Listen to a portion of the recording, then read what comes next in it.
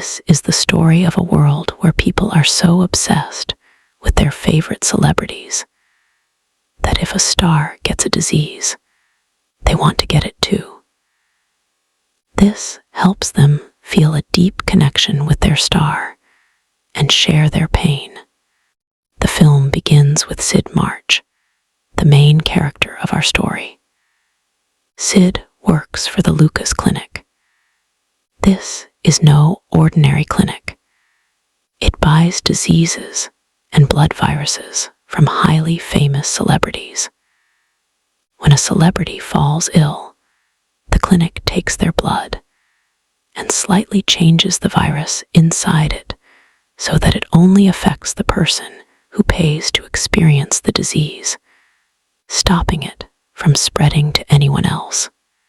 Fans who want to be as sick as their heroes pay the clinic, and the clinic injects them with the virus.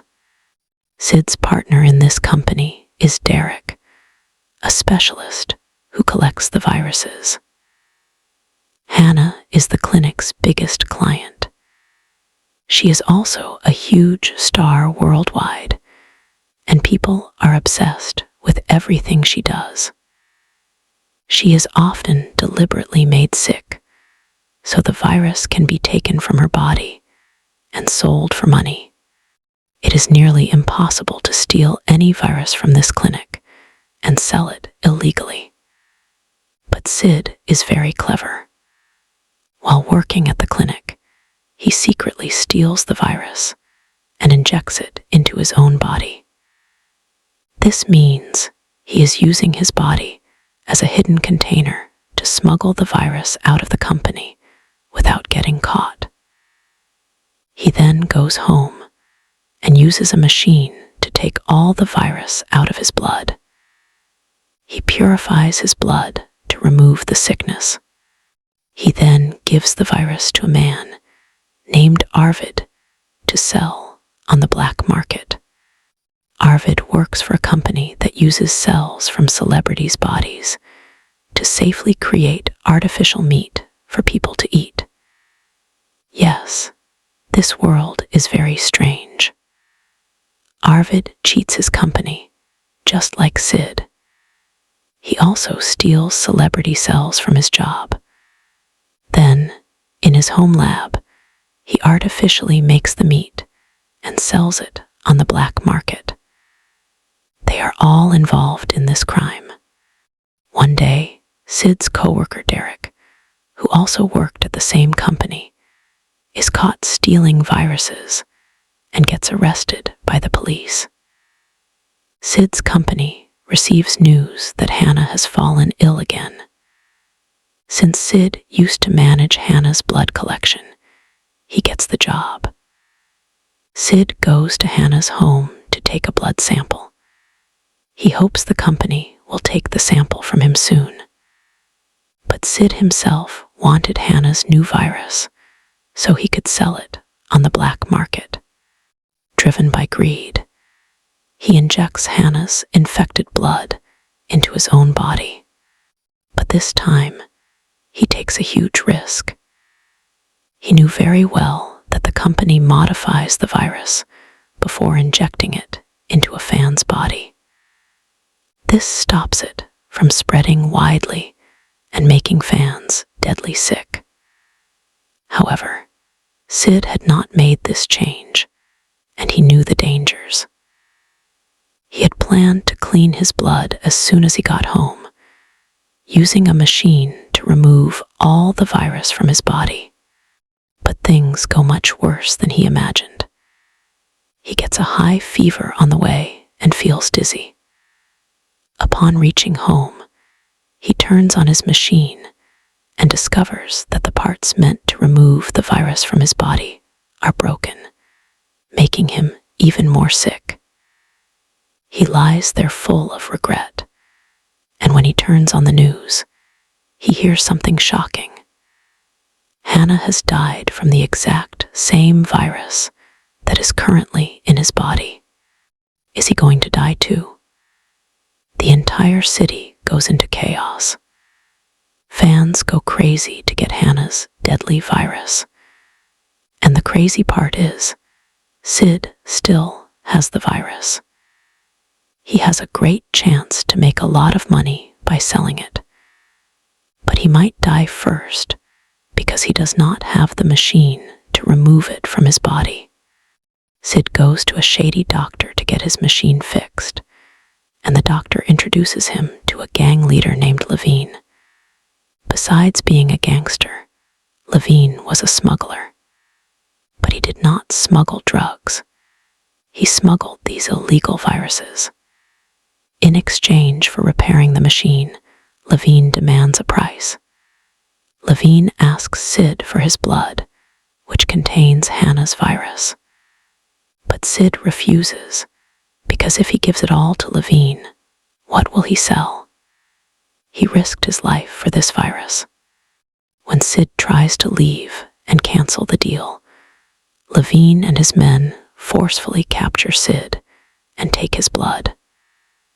Levine's men then dump Sid outside, but suddenly other people arrive and take him to a secret location.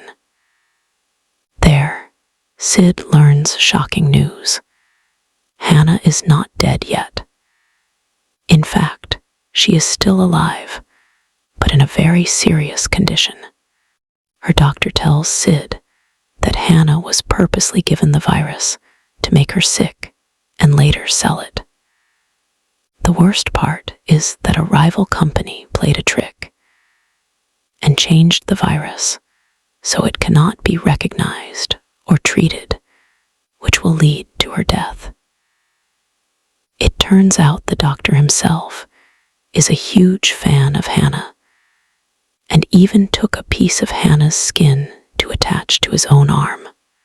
Sid, who has worked with medical companies for years, immediately understands the company's evil plan.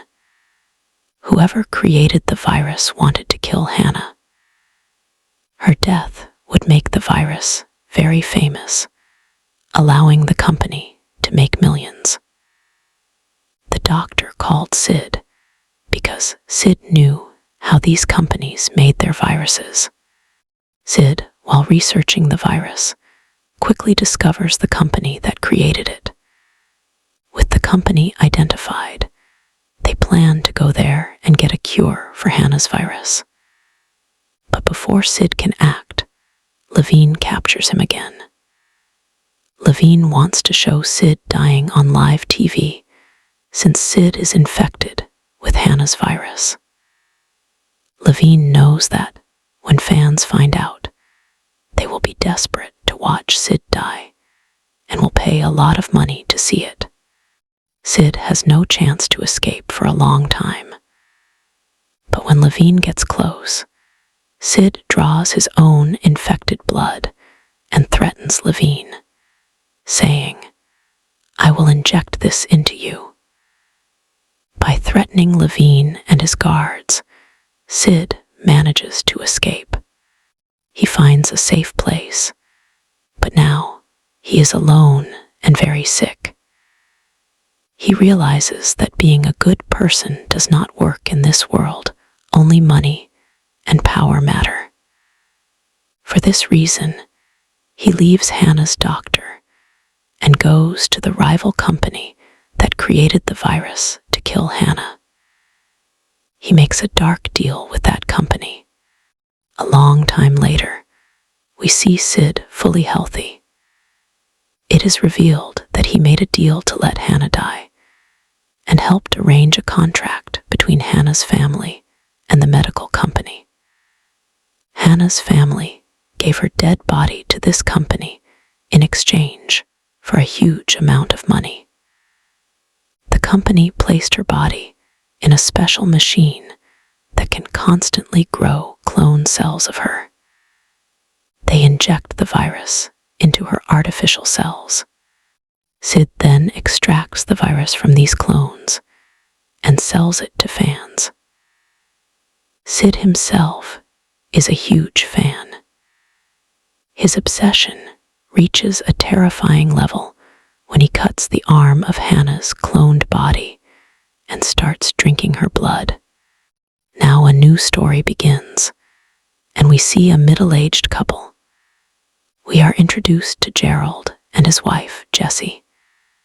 Gerald is much older, while Jessie is quite young. Their conversations show that their marriage has not been very happy lately.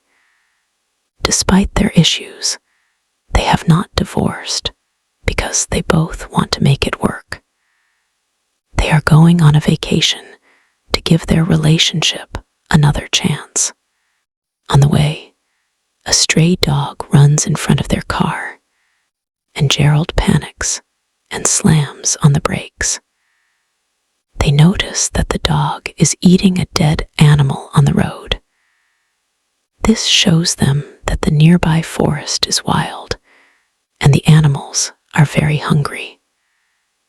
Gerald honks the horn, the dog runs away, and they drive further down the road until they reach a beautiful lake house. Jessie loves the house and their vacation plan. She is really enjoying herself. Suddenly, she remembers the hungry dog they saw on the road. She cuts up some meat and goes outside to feed it. Meanwhile, Gerald takes a little blue pill inside the house. Then he comes out to get Jessie. They both go inside, and Jessie notices that the front door was left unlocked. But since no one is around, she ignores it and goes into the bedroom. As they get ready for bed, Gerald starts acting very strange and aggressive towards his wife. His attitude changes completely, making Jessie uncomfortable. It is clear that he wants to play a dark and twisted game with Jessie. He asks Jessie to lay down on the bed. When she does, he pulls out handcuffs. He ties both her hands to the heavy bedposts and starts acting out a scary fantasy. At first, Jessie tries to play along, but Gerald takes the role play too far and pins her down, scaring her. Feeling trapped and unsafe, Jessie asks him to stop and unlock the handcuffs, saying, "I am not enjoying this game." Gerald gets very angry at her, complaining that she never tries to make him happy. He yells that it is her fault their relationship is failing. At this point, Jessie begins crying and begs Gerald to unchain her. But Gerald refuses to let her go. While they are arguing, Gerald suddenly grabs his chest. He suffers a massive heart attack. He is much older than Jessie and had just taken a strong pill for his heart before coming to the bedroom. Because of this, he collapses right on top of Jessie and dies instantly, leaving her trapped. Seeing him dead, Jessie begins to panic and scream. Gerald is gone and is never waking up again. When Jessie realizes he is truly dead, she is terrified and uses her legs to push his heavy body off of her. Gerald's body falls onto the floor with a loud thud. Gerald is dead, and now Jessie is firmly chained to the bed. She screams for help and tries to call for her neighbors, but it is useless. The lake house is completely isolated. There is not a single person for miles, and no one is coming to save her. Hours slowly pass, and the sun goes down. Jessie is stuck on the bed, hungry and thirsty. Suddenly, through the front door they left open, the stray dog she fed earlier walks into the bedroom. Jessie knows the dog is starving and might attack her. Filled with fear, she tries to yell and scare it away. But the dog is not afraid. Instead, it walks over to Gerald's dead body and slowly bites a chunk of meat from his arm. In simple words, the hungry dog has started eating Gerald's corpse. Jessie is horrified, but entirely helpless. As more time passes in the dark, Jessie suddenly sees Gerald stand up from the floor. He starts talking to her, and she feels as if he has come back to life to hurt her. An argument begins between them. But when Jessie looks down, she sees Gerald's real body is still on the ground. Then, who is the Gerald standing up? It is just a hallucination created by her tired brain. The fake Gerald starts pointing out all his past mistakes, things the real Gerald would never admit. Because Jessie is losing her mind from fear and dehydration, her deep thoughts are appearing as ghosts. Soon, the fake Gerald begins insulting her, pointing out her weaknesses. Then, a hallucination of Jessie herself appears in the room and talks back to her. The ghosts of Gerald and Jessie discuss things they ignored in real life, showing why their marriage was so broken. Thanks to these hallucinations giving her ideas, the real Jessie remembers that Gerald had left a glass of water on the wooden shelf above the bed. She knows she will die of thirst if she does not drink it. She reaches up, stretching her chained arms as far as she can, but she can only grab the glass, not lift it to her mouth. She is desperate. So, she manages to roll up a piece of paper to use it like a straw. She finally gets some water. Exhausted, she falls asleep, and hours pass by in the dark room. In the middle of the night, she wakes up to a creepy sound. She looks into the dark corner and sees a huge man standing there. His eyes are glowing bright red. He carries a wooden box filled with human bones and jewelry. Jessie is completely terrified by this monster, but then she tells herself that no real person has glowing red eyes. She must just be having another nightmare. This creepy man has to be fake. So she closes her eyes to ignore him. But then the ghost of her husband, Gerald, whispers in her ear, saying, "He is the angel of death, and he is waiting for you to die." Jessie is deeply scared, and Gerald starts calling her Mouse. This nickname makes Jessie very upset, because when she was a little girl, her abusive father also called her Mouse, while doing terrible things to her. Remembering her childhood trauma breaks Jessie's mind even more.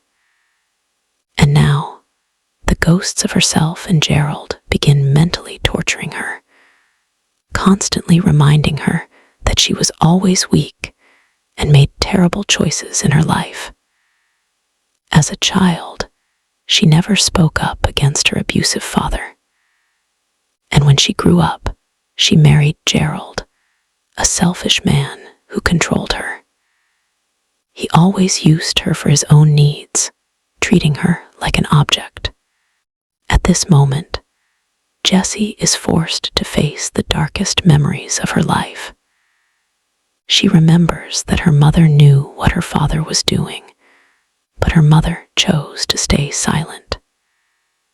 In the exact same way, Jessie always knew that Gerald was toxic, but she just smiled and never asked for a divorce. Hearing this truth, the ghost of Gerald mocks her fear, saying, "You are still too weak to save yourself, and you are pretending that real dangers are just bad dreams, so you do not have to fight." Look closely. That tall man with the glowing eyes was not a ghost. He is a real human being. He was actually here in the room. Look at the floor. He left behind bloody footprints. When Jessie looks at the floor, she sees actual bloody footprints near the bed. Realizing a murderer was really there, panic sets in. Worse, she begins to lose feeling in her hands because the tight metal handcuffs have stopped all blood flow. If she stays trapped like this for much longer, her hands will die, and she will never be able to move them again. To survive, she comes up with a painful plan. She grabs the empty water glass, breaks it, and intentionally cuts her own wrist to make it bleed. By covering her hand in her own warm blood, her skin becomes very slippery.